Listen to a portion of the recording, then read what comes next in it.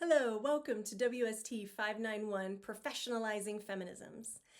This course is an accelerated master's level course, and this video is a content overview, so an overview of what the specifics about what you're reading and learning about will be. I'll do a separate video about the assignments and how to succeed in the course. So my name is Professor Crystal Jackson. You can call me Professor Jackson, Professor Jack.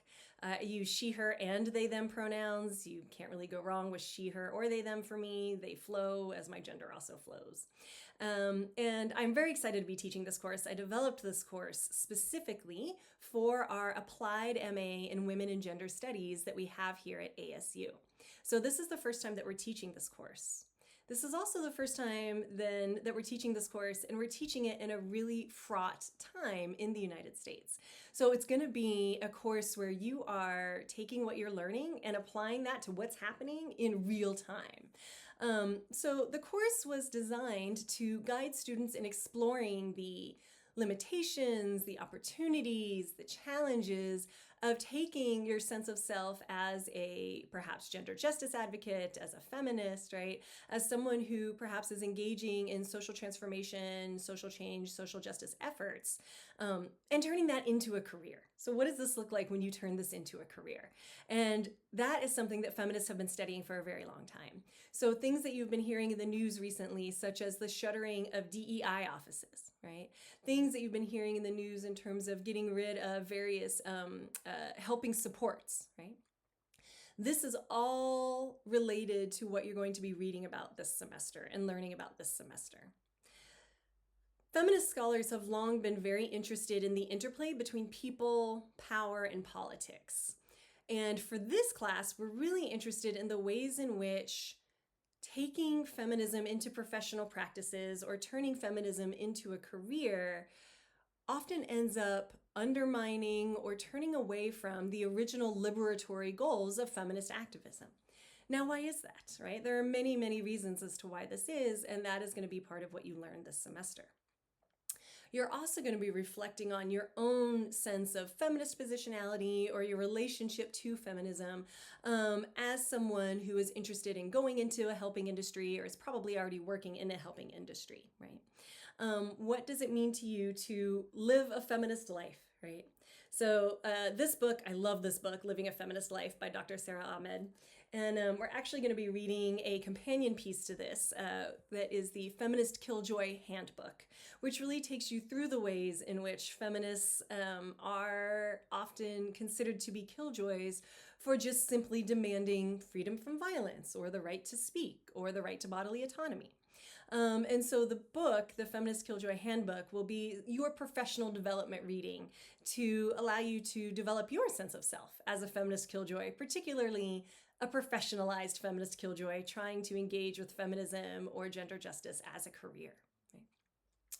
You will engage in many other readings, such as Emergent Strategy, We Do This Till We Free Us, Unapologetic, a Black, queer, and feminist mandate for radical movements, right? There are going to be pieces of readings I'm going to be asking you to read throughout this semester. Don't worry, you don't have to purchase anything. Everything is provided to you for free through our Canvas site, so you don't have to purchase any books. But I am going to ask you to engage with these readings in multiple ways through multiple assignments.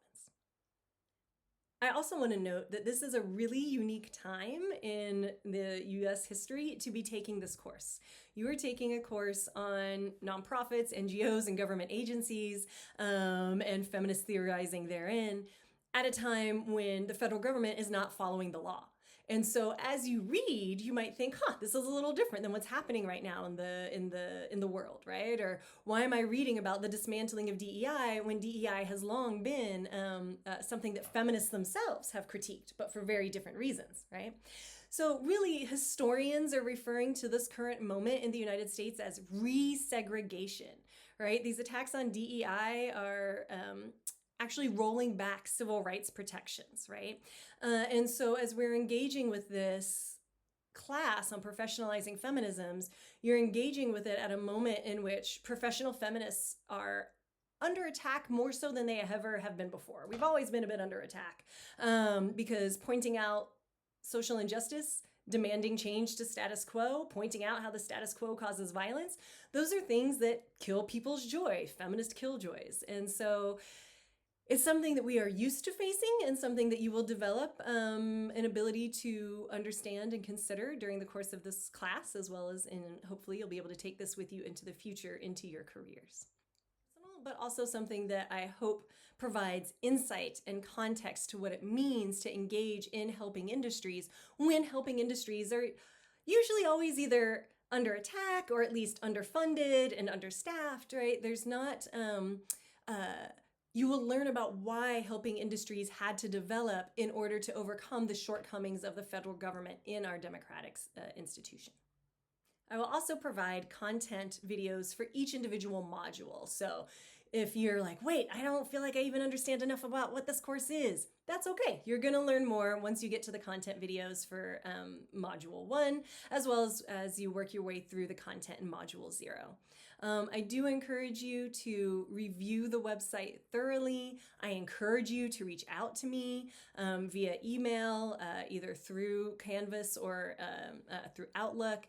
I am someone who is very interested in encouraging students' development and ensuring that even though this is an asynchronous online accelerated class, which means it's really, really hard and depends a lot on you to motivate yourself, to keep yourself organized, I am still here. I am here to help answer questions. I am here to help you think through certain issues. I am here to just reflect on, something that you might be connecting between what we're reading in class and what you have seen or experienced in your own life. So please don't think of yourselves as sort of on your own in an online, accelerated, asynchronous course, but rather that you're able to do the work at times that work for you, while also staying very much engaged with the professor and also with your classmates. So there's another video that goes over the assignments and how to do well in the course, and I encourage you to watch that. Thank you so much for watching, and I look forward to getting to know you all through your assignments. Thank you.